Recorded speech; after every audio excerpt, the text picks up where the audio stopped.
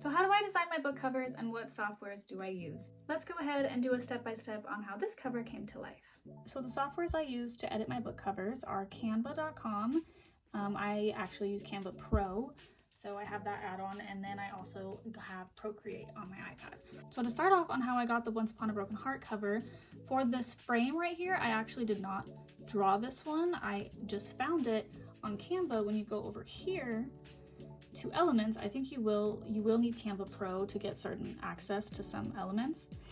But I just looked up vintage frame with an art, and there's so many to choose from. You can even choose like a basic one, put that in the middle, and maybe even duplicate it. You can make it your own, of course. I really just loved this frame and this design that I found, and I knew that it would be really big pain to weed, but it would be worth it and be stunning. So that is how I found that. Okay, so now we have our little frame here. Now we just need to add our title.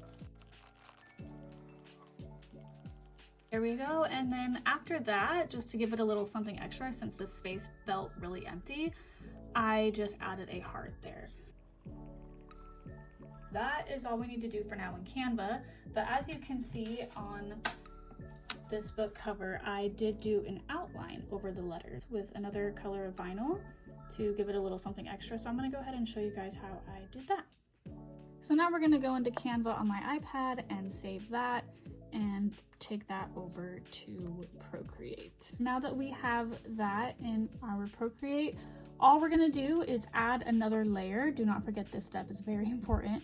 Add another layer, make sure you are on this layer for this part. We are just going to trace whatever we want to be traced.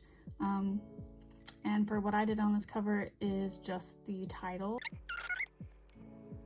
So I've already done this, of course, so I'm not gonna go ahead and do it again. But once you are done with that, you're gonna go ahead and unclick the original layer, the background color, and just save your top layer.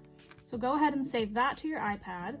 We're gonna go ahead and upload our saved image that we just saved, and upload that file, then add it onto the page.